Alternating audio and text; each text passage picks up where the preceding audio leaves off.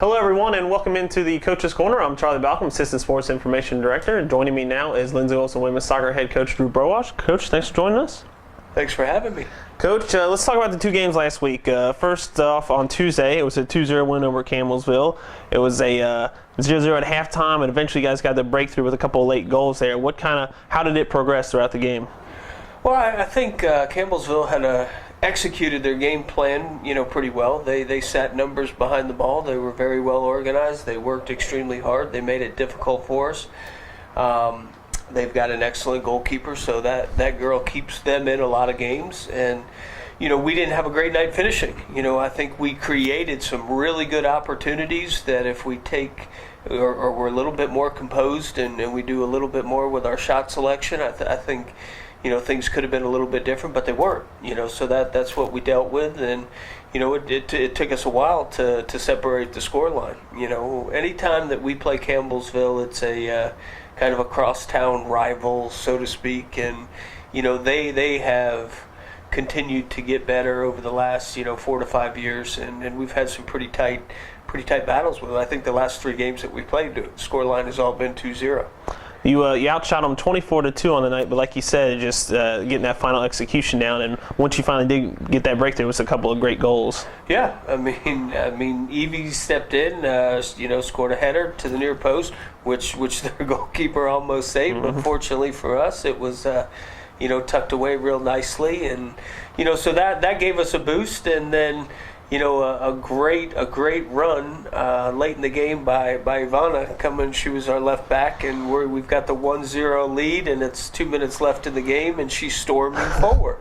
And I'm sitting on the sideline saying, ho, ho, ho. And, she makes a demanding run in the box. I think it's Liana that plays a great ball back to her and a quality finish. And, things that we work on, but the individual effort and the, commitment that it takes at the 88th minute mark to make that 40, 50, 60-yard run, that's what makes the difference in those kind of games. And certainly, with 2 minutes left, that insurance goal is definitely a big one for us. It was a big goal. Let's talk about the game against Cumberlands, just the most recent one. It was a 1-0 win for you, but it easily could have been a draw. They hit the post. I think once hit the crossbar once. What was it that they were doing that causing problems? There was a flurry. There was a flurry in the first half. They had back-to-back balls that we didn't clear out of our box, and so they were very close to getting on the scoreboard on a couple different occasions. To give our team credit, I think that we created some typical situations that we would put his way as well. Unfortunately, in that match we didn't. So it kind of left things in the balance maybe a little bit longer. But that's a team that has improved significantly. They're gonna give any team that they play a run for their money. They work hard. They're very well organized. And the group, the talent level of that group continues to get better. So, I look at, as we continue to go down the latter part of the year, that they're going to make some noise in the Mid-South Conference, and we were fortunate on that night to get out of there, without giving up a goal and certainly getting the win. That one goal was set up by Emily Liljered, and she's had such a huge impact. She started out in that kind of defensive midfield, and she just made such a big difference moving to the top of the formation for you guys as far as the offense is concerned. Yeah, we're still a work in progress, trying to figure things out, and she does give us a presence there. She is a girl that can handle the ball into tight spots. She's going to continue to evolve. Her best days of football for us are still in front of her.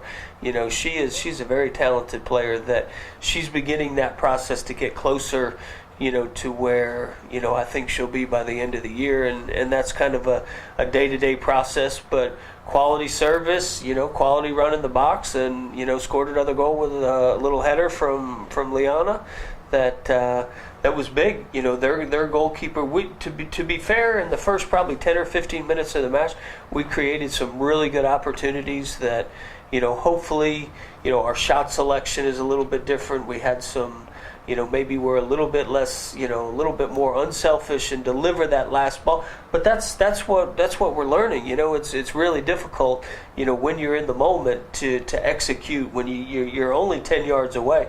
that but from a tight angle, it was just really difficult to score the goals that we tried to score. But hopefully in the future we can learn from that and pick up those pieces and be able to separate the scoreline a little bit anyway earlier.